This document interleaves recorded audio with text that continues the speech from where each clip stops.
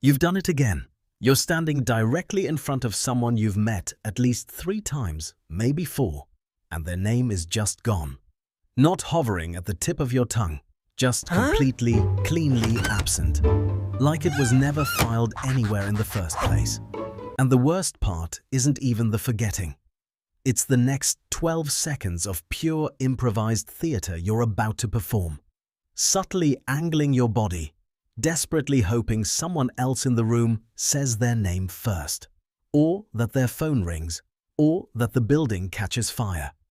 People who do this most frequently, who chronically, consistently forget names, are not careless, not rude, and almost certainly not as unintelligent as they've quietly been made to feel. There's something very specific happening in their brains, and once you understand it, you'll never feel guilty about it the same way again.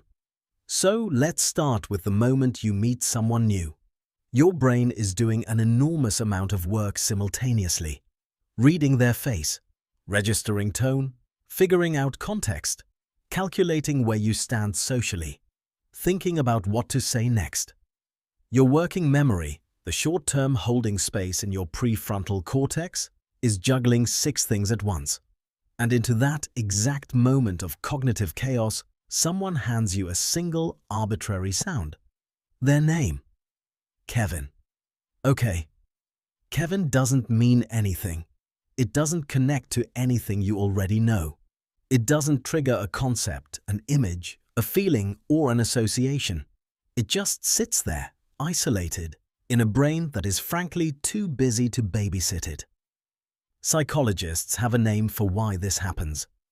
In 1987, researchers McWeeny and Ellis published what's now called the Baker-Baker paradox. They told one group of people that a man in a photo was a baker by profession. They told a second group that his surname was Baker. Same word. Days later, the group that learned the occupation remembered it far more easily, because baker as a job activates a whole web of meaning. Flour, bread, early mornings, warmth. As a name, it activates nothing. It floats there, rootless. Names are semantically empty. And your brain, efficient machine that it is, holds on to things that mean something. Think about the last funeral you attended. You probably remember the smell of the flowers, the specific silence in the room. Who ended up crying the most? A sentence someone said that landed deep in your chest. You do not remember what was written on the order of service, because your brain made a decision without consulting you about what mattered, and it was not the printed text. Names are the order of service. Everything else about a person is the funeral. Now here's where it gets a little uncomfortable. A significant portion of people who chronically forget names are not arrogant. They're anxious. While the other person is introducing themselves, these people are internally narrating. Am I making enough eye contact? Is this handshake too firm? Did I just interrupt them? The name enters briefly, and then the internal monologue bulldozes straight over it. This is documented as the next-in-line effect, first described in 1973 by psychologist Malcolm Brenner. People waiting to speak in a group showed dramatically reduced memory for what the person directly before them said, because in their heads they'd already moved on. People who live with social anxiety are essentially stuck in that mode permanently. If that's you, here's the reframe. You don't have a memory problem. You have a preoccupation problem. There's also something worth saying about the people whose names get forgotten, because the sting of it is real. Having your name forgotten lands like a small but pointed message. You didn't matter enough to stick. That's how it feels, even when it's completely wrong. The person who forgot your name probably thought about the conversation afterward. They remember what you said about your sister, the specific way you laughed. They were there. They were just not quite there for the name part. Memory is not a recording.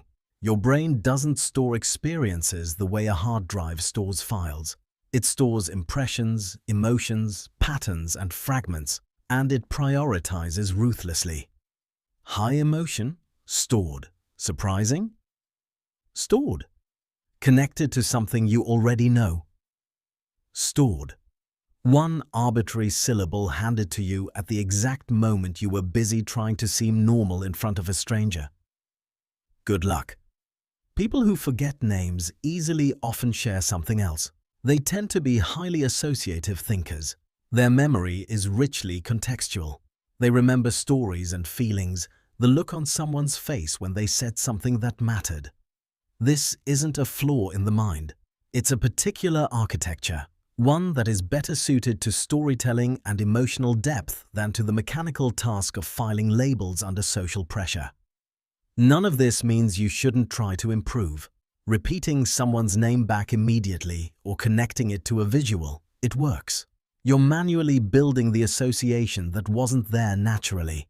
But the shame spiral, the belief that forgetting names makes you an uncaring person, is wrong. You are not absent. You are not dismissive. You are someone whose brain prioritizes differently. The name was always the least interesting thing about a person. An arbitrary sound assigned to them before they'd done a single thing worth remembering. What you actually remember about people, the real stuff, the texture of who they are, that part has been there the whole time. Tell me, whose name have you forgotten the most? And if you want to understand how your brain really makes decisions without telling you, the next video is going to hit closer than this one. Click it. You'll know why.